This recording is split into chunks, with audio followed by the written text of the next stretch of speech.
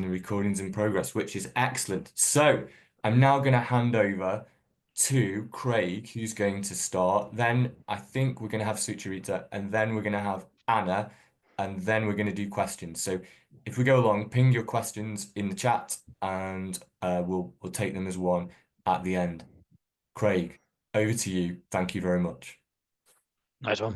Thank you, Tim. And just for the housekeeping, is it about 10 minutes you want me to run for and then hand over? Please. Yeah. No worries. Good to see everyone. I'm Craig Barker. I'm Senior Manager, Digital Innovation and Customer Experience. The session's about how we use LocalGov Drupal for our intranet. It's worth giving some context about Cumberland Council. We formed from local government reorganisation where 7 councils formed 2 new unitaries. We're one of those unitaries, and we are part county council and part 3 districts that have all sort of come together. So our LocalGov Drupal website went live on the 1st of April 2023. And since then we had, or previous to that, we had LocalGov Drupal as part of the county council web offer. And I'll run through a little bit of a presentation that I gave earlier in the summer as a bit of a show and tell to the organisation here at Cumberland Council about using LocalGov Drupal for the intranet. Let me just find how to screen share. That one looks good. Brill. It says I'm sharing, so I'm going to assume I'm sharing. The way to tackle our new intranet project is in line with sort of a lot of our digital service redesign projects. We wanted to be sort of very collaborative within the organisation. We formed a multidisciplinary steering group to sort of form our visions and values and keep us on track around that. And like any sort of public-facing piece of work, we wanted this to be a good example of delivering good transformation, so being user-centered, being accessible, and actually we decided to create an open intranet as well, and I go into reasons behind that and what we mean by an open intranet in a couple of the other slides. So there's a lot of focus on user-centered design, and we found that certain technologies as a local authority align well to sort of user-centered design principles, and LocalGov Drupal is definitely one of those. It has that sort of collaborative aspect for starters. It's come together through lots of local authorities wanting to create a CMS for councils. It's responsive and reactive in that if we need to adapt to changes, we can do that quickly. And it aligns with our digital principles around accessibility and enables us to build digital services that people love.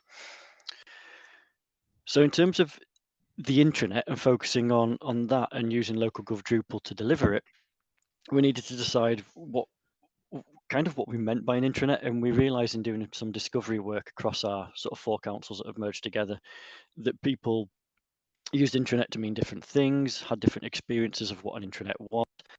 And some examples of that might be sort of like portals where you log in and you have your sort of personalized experience. The portal knows you and your role and provisions you with the links to applications that you're going to use on a daily basis.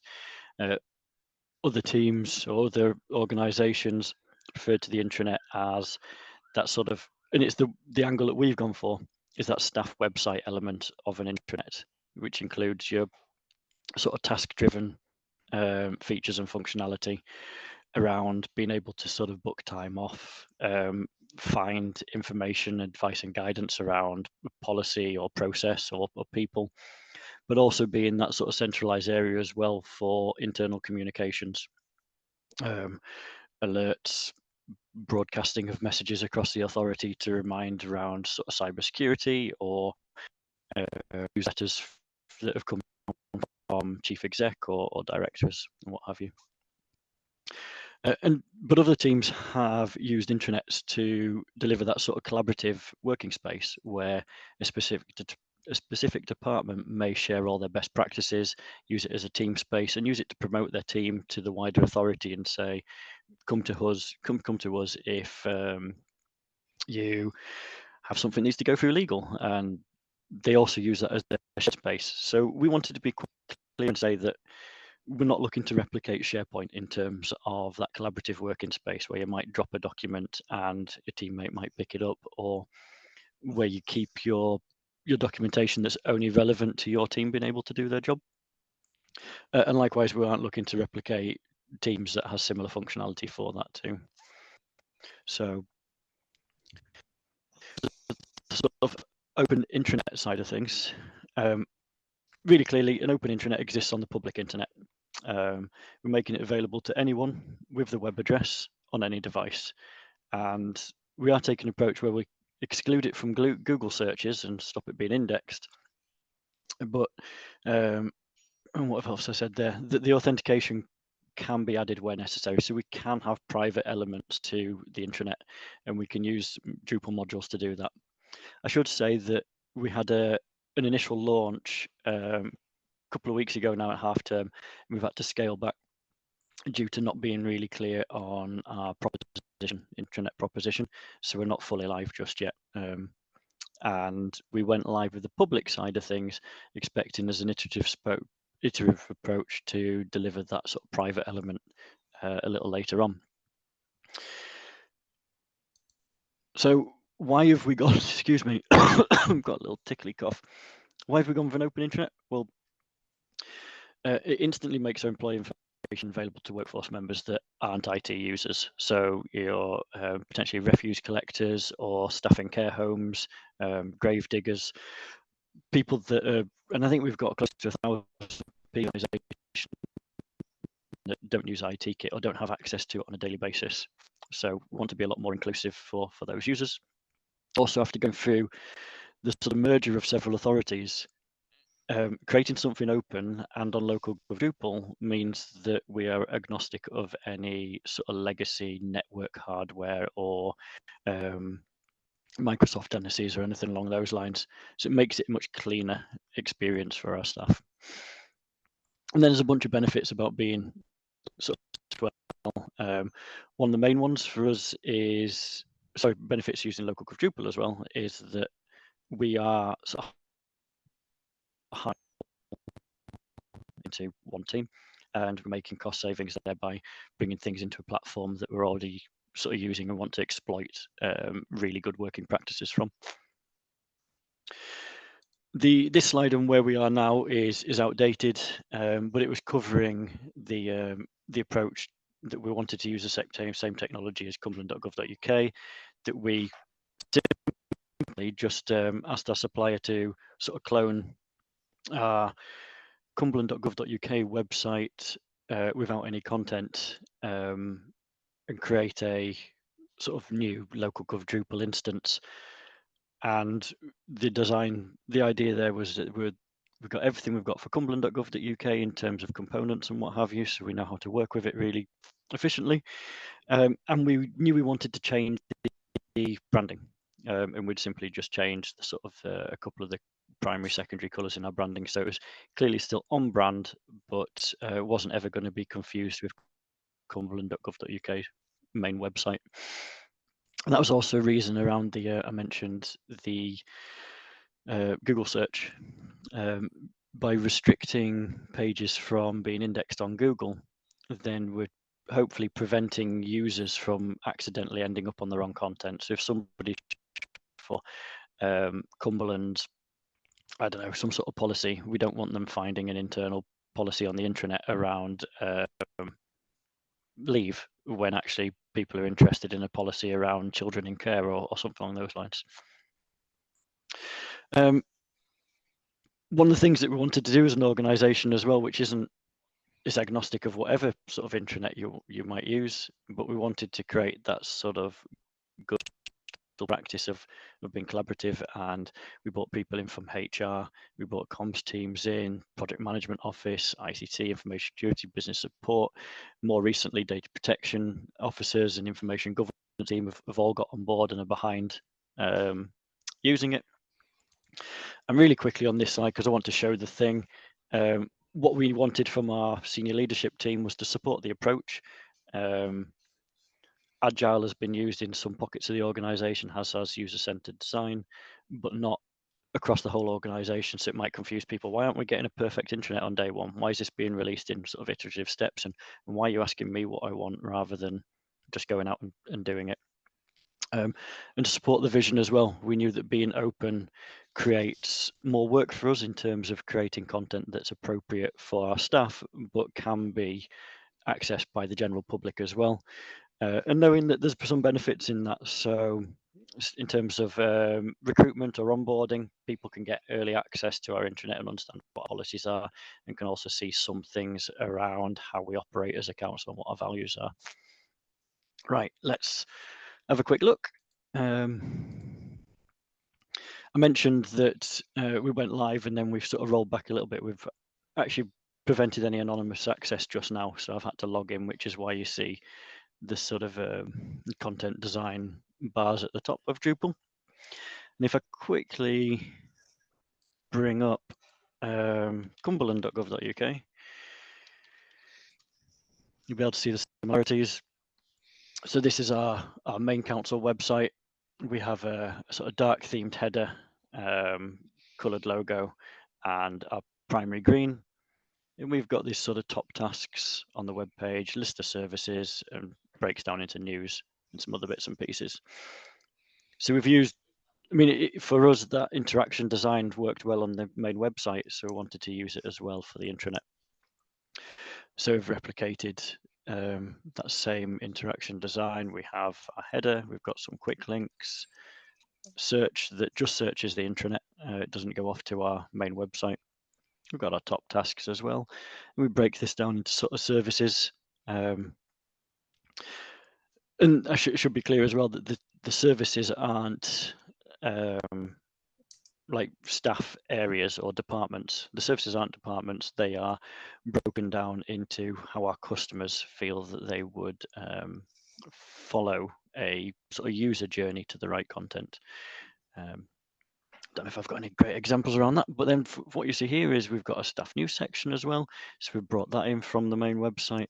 We've also deployed blogs. I think, so I've clicked the wrong link there. Just go back a little bit.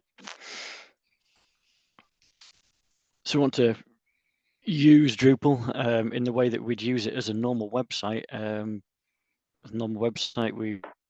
We've got a leaders blog and bits and pieces like that. Well, let's make use of those same components. Let's not repeat ourselves. Let's not reinvent the wheel. We can use those same components on the intranet to send a different message out. So we can use blogs around the digital team or the intranet, and we can roll this out for other service areas to be able to write about work that they're doing as part of a transformation program or whatever it is they feel has benefit to the wider organization. And I mean, I don't know, I don't have much more time, but you can see there that the how we're using Drupal for our local intranet is to build an accessible, easy to use website that contains the information that staff are looking for. I think really quickly, I'll just go into some of the user journeys around, I think sort of HR requests is probably a good example. And you see that we have not harmonized all of our back office functions yet. So Drupal enables us to put some content in front of those user journeys such that if you're part of this legacy district council, you don't have a HR portal. You need to email this team. If you're part of the sort of legacy Carlisle area, you could use self-serve here. And if I try to follow this link, you'll see I think I'm on the network, but I'm not on the network at this bit. But some other elements are there behind that authentication. So if I'm on VPN, I get through to that area, and that's how we enable some of that sort of single sign-on and authentication for content that can't be in the public domain. But I'll quickly wrap up there and hand back to Tim before we move on. Let's see if I can stop the share. Thanks, Craig. That's brilliant. If you've got any questions for Craig, please put them in the chat and we can go through those at the end. I'm gonna hand over to Anna now from Sheffield, if that's okay. Yeah, that's fine. Over to you, Anna. Thanks very much. Lovely. Thanks, Tim. Hi, everybody. I'm Anna Bradshaw. I'm the Service Delivery Manager here at Sheffield City Council. My team is our Digital Services team. We're responsible for the council's website, the intranet site. We manage our new microsite platform as well using LocalGov Drupal, and we're responsible for the design of our front-end web forms. We're quite a large team now. We've had quite a lot of investment in the past year to support a digital strategy that we've launched. So we're a team of 13. That includes 2 apprentices, and we're a multidisciplinary team. We've got a front-end dev, we've got UX research and design, we've got web design, and we've got content specialisms in there as well. So we're quite well placed really to be taking advantage of LocalGov Drupal. Our intranet is already on LocalGov Drupal. I'm just going to share this presentation that I've put together just to explain a bit about where we're at the moment, and then I will take you through our site as well. So our LocalGov Drupal journey, so our existing intranet site was originally designed, I think it was back in about 2017, and was built in Adobe Experience Manager.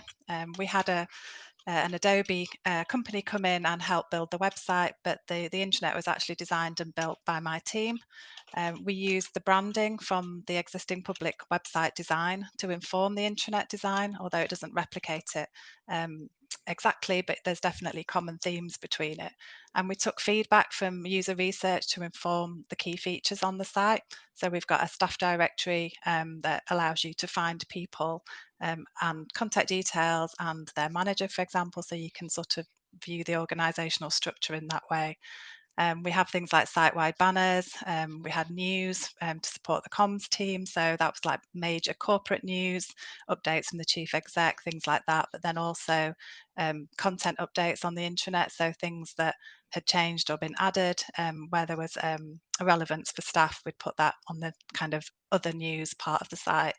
And then we have a number of third-party applications that staff use to support them in their work, and we put key application links on the intranet as well, and these are available throughout the site, as is the staff directory. So wherever you are in the site, whatever you're doing, you can always access those. So things like our HR system, room bookings, the IT portal, things like that. When we moved over to LocalGov Drupal, which was about 2020, it was an automated migration. So we maintained the existing look and feel for speed and efficiency. So we didn't particularly use the base functionality of LocalGov Drupal. We did like the idea of the collaboration aspect and that we could start small and build over time. And that's pretty much what we've been doing. So we're actually about to relaunch our corporate website using much more LocalGov Drupal functionality. But I suppose it goes to show that you can layer an existing design that isn't in Drupal into LocalGov Drupal, and then over time you can actually start to take advantage of some of that brilliant under the hood functionality as and when you've got the opportunity to do that. So this is some screenshots of our current intranet. I will show you the live site as well. It's responsive design, so it's available for staff that use their staff mobiles, desktop design, and obviously tablet design as well, although there's not much use of that.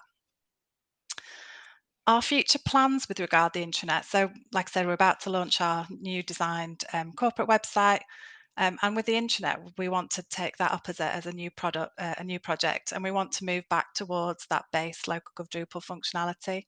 But what we want to do this time is review the functionality that we've got available to us first, so we can see what's possible.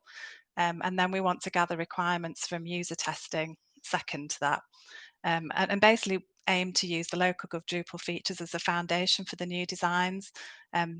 Really great functionality like directories, so we can use things, so we can replicate our staff directory, for example, or we can do what was a really popular part of our site before we moved into Adobe was a buying and selling area. Really great for getting staff engagement with the site. It is our default homepage when you go onto your web browser, but equally we dragged people into the site because they wanted to see what was being sold, and that was another way of like a hook really into the site to get them to see all the other things that we'd want them to engage with as well. Then also we want to incorporate news, and we're actually incorporating that into our corporate website with a great new design.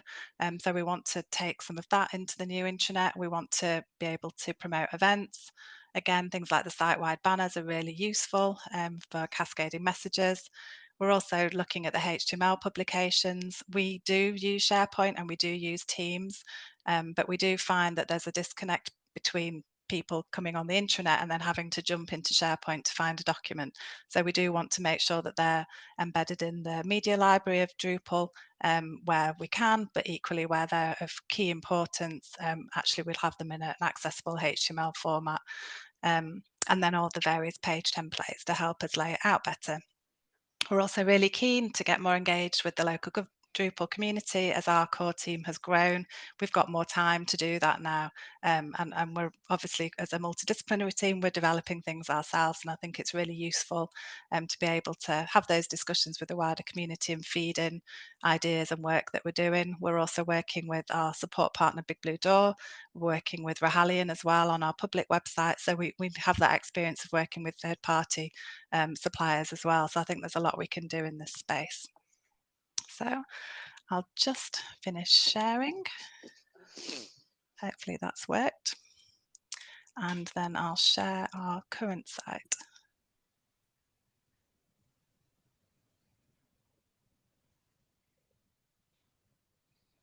1 second.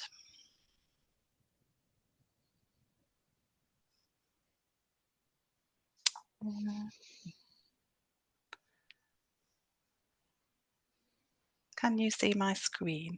Hopefully if someone could say yes.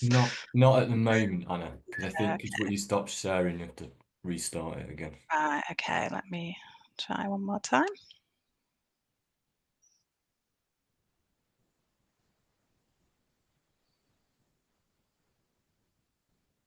Oh, it's not letting me share. That's really annoying. No? No, sorry, that's not working for me. If you want to move on to the next speaker, I can always come back at the end if I've got that working, if that's Yeah. helpful. I've made you co-host, and then we can have a look. We can have a look if we can see it at the end. Thanks for that, Okay, though. brilliant. Sorry about No that. problem. Sucharitha, I'm sorry if I pronounced your name incorrectly. You can tell me how to pronounce it now. Over to you. Thank you very much for joining us. Oh, we can't hear you. Maybe while Sucharitha's trying, we can do some questions. If you keep trying, and then we can ask. There's a question from Louise that I'll take. Have you had any? It's for Craig, but I think Anna might be able to give some input as well. Craig, have you had any early indication of confusion from people about whether on the intranet or the public site due to the similarity of design? No, we haven't. And one of the things that we've utilized from our main public website, as well as our feedback that we have on every page, and we've sent out we created a separate sort of ideas and suggestions functionality, which we're monitoring consistently. Yes, I know that the layout's quite similar, but the big clear sort of royal blue header is very different, and I think that's enough. Although this hasn't been sort of live with the whole workforce for more than a few days before we decided to have a quick change of direction and re-establish the proposition. So the feedback at the minute is just through testing with some service areas. So it's something to keep an eye on, and a good question. Yeah, can I answer to this as well, Craig? Because we've had a very old design of our site had to have the word the intranet on it because staff didn't necessarily know the difference between the two sites. So that is definitely something that we would want to retest actually to understand whether they do know what each site is for as well, and to make sure that they do look different actually, because that kind of visual indicator is really important. You would imagine when you're really close to something that you can tell the difference, but we have found in the past that you can't, and sometimes you have to be really explicit about that as well. Thanks, Anna. There's another question for you, Anna, that we'll go to because I'm not sure Sucharitha's quite managed to get her microphone working yet, but we'll go for another question. Anna, you mentioned the importance. Sorry, this is from Maria. Anna, you mentioned the importance of the staff directory on the internet, which maybe we can have a look at later. Yeah. Is this better than using the org chart functions in Teams? we tend to just use the Teams version? I think we did a piece of user research on our staff directory a good few years ago. So unfortunately, it doesn't pull from our HR system, and our Teams platform obviously uses Active Directory, and that's not as up to date as we would like it to be. So essentially, what we'd like to do in the future is provide multiple different ways for people to get the information they're after. The idea of the staff directory was to look up telephone numbers before we moved on to Teams, but we know that's still a really key way of finding people. And we also know that people like Teams as well. And you might think it's daft to have the two systems, but actually I think it is really key to have that visibility of the staff directory whilst you're on the intranet as well. So we're really happy to have it in two places as long as it's pulling from the same data source in the future, and that it's actually done that in a non-manual way, which it currently is with the staff directory. But yeah, it's definitely something we want to retest and understand whether that position has changed now that Teams is more embedded. And I can show it you now as well if you'd like me to share. Yeah, go for it. Yeah, It'd be okey great. doke. Thank you. No problem. Right. Hopefully this is working. Can you see that okay? Yeah, brilliant. So this is our homepage. So we've got the Sheffield City Council logo in the top left as to obviously reflect the branding. The black follows our corporate website, but obviously the layout's much different. Our staff directory is a pop-out on the left-hand side, and you can look for staff in that way, either just using keywords as well, or if you look for somebody's manager, for example, you can actually see who works, who they manage, or who. So you can sort of get that idea of the sort of the hierarchy of the organisation, and that pops out wherever you are in the site. So you can, even if you're looking at a piece of news, for example, you can always access the staff directory. The key links, again, these are our key corporate applications that are available in the right-hand side. We did have plans for this to be customizable, but we just never had the time or the resource to get to that. But that's something again that we might be interested in bringing that back. So on our homepage, we've got this kind of carousel area where our comms team promote their campaigns. We've got these 4 corporate news area blocks.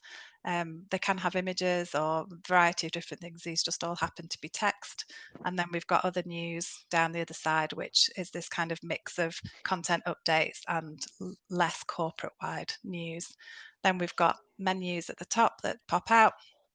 So again, this doesn't look or feel like a LocalGov Drupal site, I'm sure, to those that are really familiar with it, but it is actually layered on top of LocalGov Drupal. And then we've got things like these kind of templates that allow us, this is my team, so you get an idea of what we can do. And then some of our pages, for example, have this nice layout with content down the left-hand side and a right-hand menu for additional content that supports the purpose of the page. Obviously, we've got the search as well. And it's also taking advantage of, I think Craig mentioned this as well, we've got is this page helpful? So this allows us to get feedback from members of staff about what might be unhelpful about a page, and we use that to inform future design. I think when we're looking at doing the whole intranet again, the user testing will be much more rigorous around that. But like I said, it'll start with kind of the base functionality of LocalGov Drupal. I hope that was useful for everybody. Thanks, Anna. That was brilliant. Sucharitha, can we? Can you hear me Yay, now? we can hear you. Okay, Amazing. good. That is Oh, that's brilliant. good. Good, yeah. How much would you like to take over? Yeah, thank you. Yeah, can I turn off the video? I think I have some network issues. Would that be okay? My video while talking. Yeah, sure. No problem. Yeah, of course. Okay, yeah, okay. Thanks.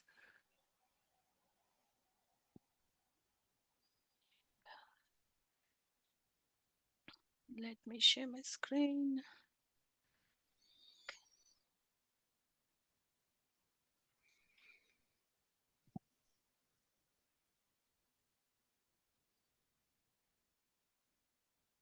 Can you see my screen? Yeah, that's great. Yeah. So brilliant. We have launched our intranet last year, November 2023, and it is our ECC open intranet. And I will just tell you our journey, how we have come to that point. So yeah, so it's basically one of the first public open intranet on LGD. So we have made a transformative journey. Our journey to launch the new platform has been very transformative. We have moved, hold on. We have moved up from an outdated system to a modern cloud-based open intranet that empowers and enables all employees. And then why we have just to quickly let you know why we have used our the LGD platform. So what is LGD basically? It's actually a community of developers, content designers, and digital leaders from local councils across the UK, collaborating to develop a best practice open source website publishing platform that is freely available to all the UK councils across. So basically, we found out that most of our websites, including the corporate websites in 2018, are kind of outdated. And then we thought that a swift changes has to be made to the main website, which we found that it was challenging, limiting our online service development and delivery. And approximately 100 websites used inconsistent technology and design standards, causing lots of user confusion and also inefficient end-to-end user journeys. So then that's where we made this proposal of moving to LGD platforms really. And I'll just explain what exactly is LGD. Let me just move on to the next one. Let you tell the benefits of LGD.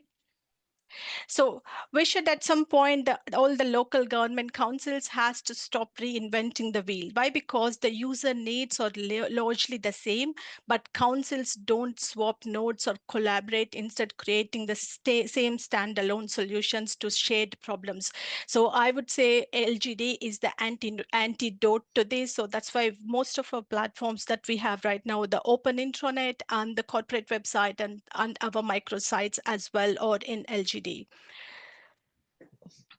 So let me tell you how our transformative journey from an outdated, closed purple intranet has transformed into a modern, digitalized, user-friendly, cloud-based open intranet. So we made that from purple to brighter and better. Our intranet, hold on. It's not automatically taking me to move the screens. Okay. So the closed. Yeah, let me just, so it's not taking me to the next slide. Like, hold on. Yeah. We're right there. So our new intranet empowers and enables all employees to collaborate, educate, and operate while incorporating our core organizational values and culture. And it provides that kind of transparency and accessibility. Like a transition from a closed to open system makes it more transparent and accessible for all ECC employees. And it also simplifies finding and accessing necessary resources, enhancing the value of the employees to get from their employment at ECC, and also providing better collaboration opportunities. And how we transformed, we changed our open one news to secure news, to secure the news. Like, we replaced our, in the purple intranet on the left hand side, you can see this carousel. We placed this news carousel. So we found out that news carousel is not really giving a good accessibility and for this keyboard and screen readers. We replaced that carousel with advanced news components, as we found out that carousels are poor way of presenting the homepage content. Almost all of the testing found out that content delivered via carousels to be missed out by users, and we found only 1% of the users interacting with them.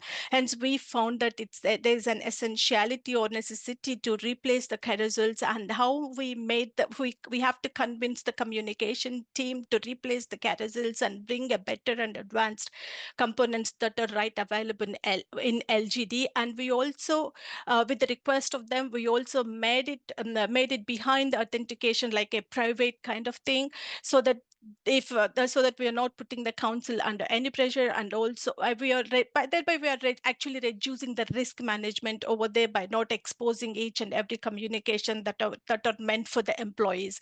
So we made a seamless authentication, and we made it private and public kind of functionality. We customized it and we developed it, so which is actually good. And then moving on, let me tell you how in 1 year we have transformed everything from old intranet to the one which we have currently. So in 2015, our old intranet was maintained by SQL, which I explained you just now, which has the news carousel feature, etc. But then we moved on. We have delivered our first version of minimum viable product in December 2022, then the private beta in the March of 2023, and then public beta 12th of June. And finally, we were fully live on 20th November 23 with more functionality for features and contents. And we got the news component, we got the news over there, we got the secured AD authentication, we brought that kind of developed information architecture and content management. Moving on, so what are the user segments? What are the user segments and solutions that we have addressed? We have made our open intranet to be accessed by the employees on any kind of device. We made it open, and even the field-based employees, the employees without developmental resources can better access for their career development opportunities and purposes. And employees with the disabilities, we do conduct the accessibility audit across our websites, thereby making continuous improvement in enhancing the accessibility and inclusivity across all kind of users. And mostly the pain points that we have addressed were around the navigation, the access, the search. So we have to work thoroughly with our third-party search provider in order to optimize it, and also in order to bring it out of the organic search. Like, we cannot be searchable in Google or any other search engines mostly. So we have brought that kind of search engine optimization to the extent that we have minimized all kind of the risky content to be exposed to the public, as we got that functionality of making it private and public. So then, yeah, so let me just quickly tell you like how much we have worked out to in our journey to come to the launch of our live intranet. Like, we started working with 100 plus of content SMEs, approval stakeholders, and we had conducted around 114 user research sessions, 600 plus information architecture surveys, and private beta sessions, and lots of members on our research panel, all the time giving us the right feedback, right information, so that we worked with the product development. We built about 300 plus product development user stories, working with the third-party tools all the time, getting the feedback, making that improvements, that iterative agile development to get to this point of delivering the first open intranet in LGD. And we have at times had challenges of working with complex stakeholders who are not giving us the right content at the right time, so that it has actually obstructed our deadlines. But we have to go back and continuously work with them, so that, and put the pressure on what kind of like to meet these challenges, convince them and tell them the project deadline, so that we can get back the content at the right time just before our launch. So these are all the challenges in our journey we have experienced, but at the end we are happy that we could manage and provide an award-winning open intranet which was the first open intranet in LGD platform. And as I said, we have lots of challenges, like, we have that limited out-of-the-box functionality with LGD platform. Sometimes we have this flexibility and scalability issues with the news components, with issues with the compatibility, alignment, accessibility, and many of other components we have to customize and work through, so that we can improve our user journeys, make them more effective. And as I said, we launched it last year, November 2023, but we didn't stop there. We started making our post-launch product strategy.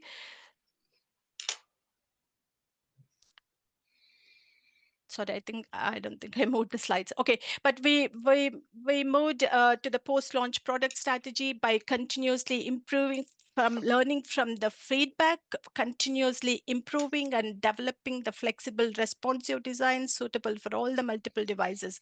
And we have upgraded our LGD platform successfully to Drupal 10. And also we have improved lots of KPIs by measuring and adjusting based on the feedback, so that all these key metrics will help us to track the user engagement, satisfaction surveys, and usage data, such as page views, total number of users, engagement rates, time spent on the sites, time spent on the site, and click-through rates, and the view sessions, all, and content grouping, etc. All these KPIs have helped us to keep improving our website continuously and making improvements to our product components, so that we can effectively and then improve our user journeys without any obstacles.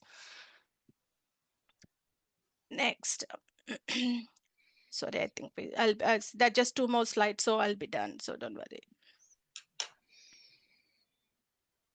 So this is our dashboard that we have developed, where we have it's a comprehensive dashboard that tracks several key performance indicators, including our carbon footprint, number of users, total views, number of clicks, engagement rate, content grouping, etc. These KPIs help us monitor our environmental impact, understand user engagement, and also they improve resource accessibility, ultimately enhancing the overall user experience of our intranet. And having said that, after our launch, we had really a big achievement. We got these achievements of having the first open intranet and also award-winning intranet by the Institute of International Communication, who has awarded as the best open intranet recently.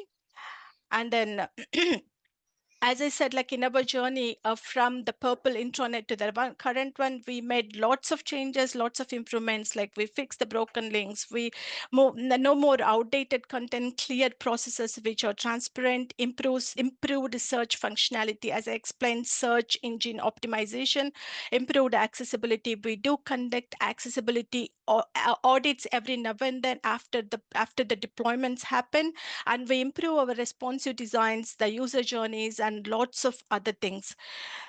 So this is really a record-breaking thing, where we have reduced the number of documents that we had in earlier old website from 3,300 to 76. Like we have optimized so much so that the information is available then and there for the users, instead of searching at different links or different redirects, etc.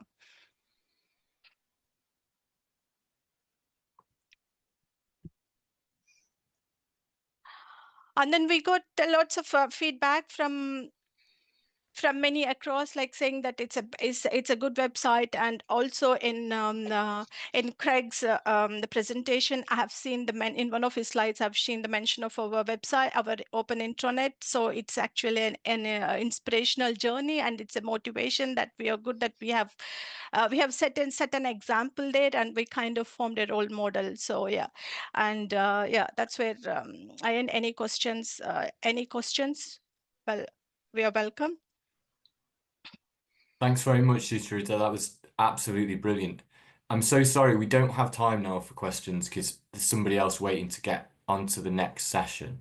So if you've got questions, what it might be nice to do is post them on Slack. I know Sucharitha's on there, Craig's on there, I think Anna's on there as well. So if you tag them into general, and then maybe I'll transfer them to a new intranet channel because I don't think one exists yet. So thanks very much to Craig, Anna, and Sucharitha for the session. Thanks to everyone for coming. I'm sorry we've had to cut it slightly short, and I'm sorry there was a bit of wrangling with the technology as we went, but we got there in the end, so that's great. Please give us any feedback on the session by responding to the email that you receive after the session. Thanks again to our sponsor, Agile Collective. There are loads more sessions this week. Please check out our Luma account to have a look at those. We're also going to be running a social sometime in December down in London, so I'll let people know about that as well. But that's it from us for now. Hopefully we'll see you again later in the week. There's a session in 10 minutes time, in fact. Maybe see you there. But thanks again, to everyone for coming, for everyone who's presented. See you soon. Bye bye.